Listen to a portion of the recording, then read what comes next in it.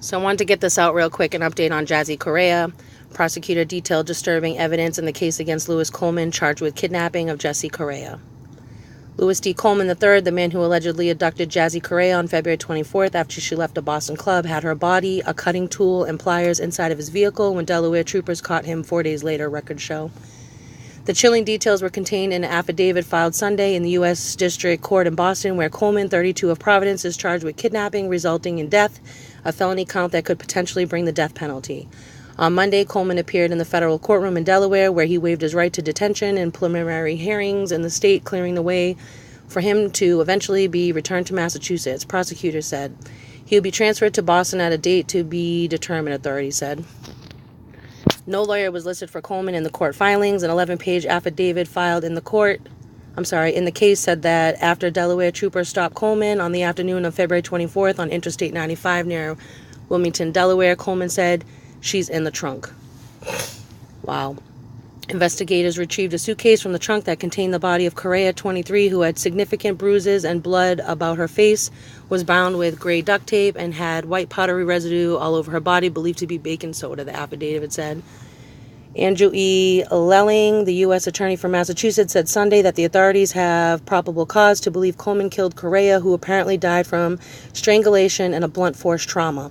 The affidavit said that in addition to Correia's body, police recovered a new long-handled gardening cutting tool and a new pair of pliers from Coleman's car, among other things. Court papers laid out the timeline of Correia's movements beginning after she left Venue, a nightclub in Boston Theater District, early Sunday, February 24th. Video surveillance showed Correia interacting with several people around 2:14 a.m. on Tremont Street, and Coleman approached her 2 minutes later and began talking with her, the affidavit said. The footage showed Correia and Coleman walking together and getting into Coleman's car, according to legal filings. Additional surveillance footage from Coleman's apartment complex later showed him engaging in highly suspicious behavior, records show. He pulled into the parking lot of his Providence residence around 4:15 a.m., exited his car, and returned carrying a blanket, the affidavit said. Then he carried Correia into an apartment building around 4:27 a.m., placing her on the floor and dragging her into the elevator, records show. Wow. She was naked from the waist up, according to the affidavit, which also noted she wasn't moving and her body was limp.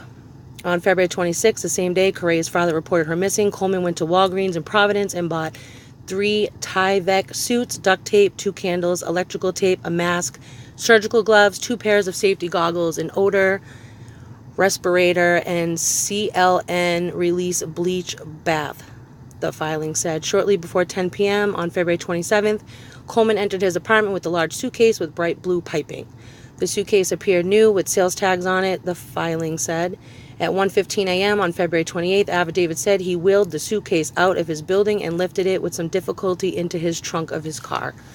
Coleman's windshield was cracked in 2 spots on the passenger side when he was apprehended later that afternoon in Delaware, and Lelling has said Correia must have put up a fight. She was a mother of a 2-year-old girl. During booking in Delaware, a troop noted a large bandage on Coleman's face, and he asked about the injury, records show. The affidavit said Coleman responded in substance, it was from the girl. Correia's family has described her as a doting mother to her daughter Gabriella, with dreams of pursuing a career in party planning. In recent email to the Globe, Gerhara Wynn, who was friends with Correia when they attended Timothy Middle School in Boston, called Correia the best middle school friend you could ever wish for. I wanted everyone to know Jassy might be gone, but she will never be forgotten.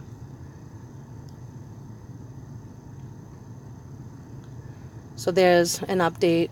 There's the full affidavit. Pretty gruesome. Justice for Jassy, man.